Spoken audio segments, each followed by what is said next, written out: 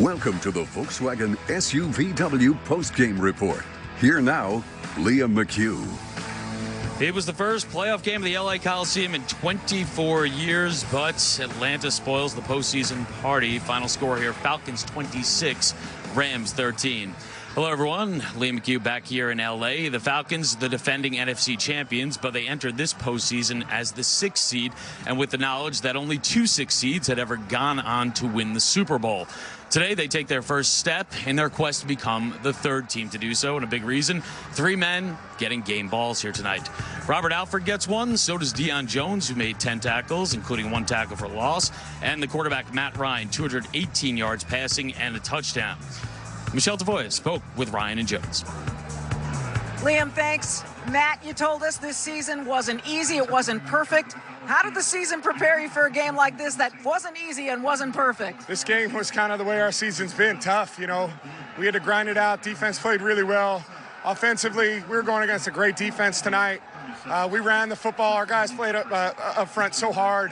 And then in the second half, we started to get it going a little bit. So I'm just proud of it. It was a 4-quarter game, and I'm proud of this win. And now you go to Philly, a place you're very familiar with. You know what that crowd can be like. You'll probably have lots of people there supporting you. What does it mean to you to be going there to continue to pursue this playoff run? Doesn't matter where we're going, you know, and that's the most exciting part. I'm just happy for our team. We put in a lot of really hard work through the offseason, all season, and to keep it going is our main goal. So we're excited to head up to Philly next week. Congratulations. All right, thanks, Michelle. Let's go to Deion Jones. The Rams had the #1 scoring offense this season. What did you do to take them out of their game? It was everyone buying in and staying on their details and playing fast and physical throughout the whole game. We knew it was going to take all 4 quarters, and all my guys were ready to fight till the end, and it was great. You told me earlier you thought this defense was good but could always be getting better. How much confidence does a performance like tonight give you guys? It gives us a lot of confidence, but we know we still have room to grow. We still had a couple except fours, and we just got to go back to the drawing board, fix them up, and get ready for next week. Congratulations on the win. Appreciate it. Thank you. Well, they are calm as can be. Liam? Michelle, thanks so much. So 2 games today and 2 road teams advance. The Falcons move on to the divisional round. As you heard from Matt Ryan, even though he doesn't care where they're going, they will face the #1 seed Philadelphia Eagles next Saturday, that one on NBC. And that means that the winner of tomorrow's Saints-Panthers game will take on the Vikings in Minnesota next Sunday. Move over to the AFC. Crazy game earlier today in Kansas City. The Chiefs led 21-3, but the Titans scored 19 unanswered points to come from behind and win it 22-21. Kansas City has now lost 6 straight home playoff games. The Jaguars host the Bills tomorrow at 1 p.m. Eastern. If the Jags win, they would play the Steelers, while the Titans would travel to Foxborough. Should the Bills win, it would be Buffalo versus New England and Tennessee versus Pittsburgh in the divisional round. But the story here tonight, well, Falcons, they hold the NFL's top offense to just 13 points. They pick up a huge road victory today, thanks to Julio Jones right there.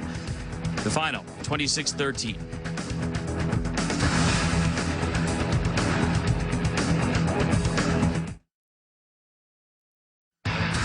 Welcome back to the Volkswagen SUVW postgame report. Here now, Al Michaels and Chris Collinsworth. So we go on to Philadelphia next week. It's Atlanta against Philadelphia.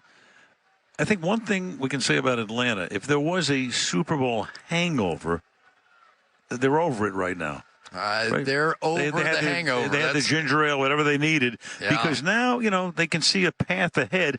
They go into Philadelphia, no Carson Wentz. You got Nick Foles. What are your first thoughts about that game? Well, it's going to be interesting. This defense, obviously, what they did with their secondary and their speed and their pass rush, they are going to give Nick Foles some issues. And that offense has definitely not been quite the same as what it was under Carson Wentz.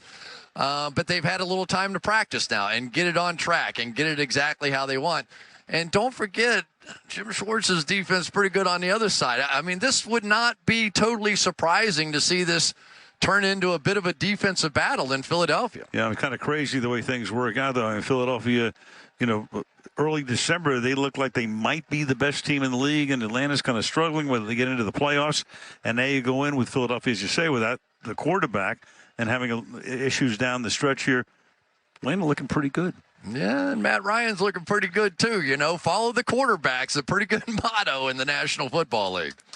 And they got Julio going in the red zone. There you go. So that helps as well.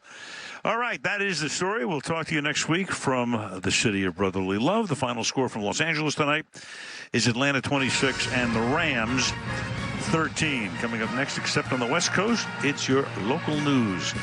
For now, Al Michaels, Chris Collinsworth, Michelle DeFoy, our entire gang, Fred Godelli, Drew Esikoff calling the shots down in the truck, saying good night from the Coliseum in Los Angeles. See you next Saturday.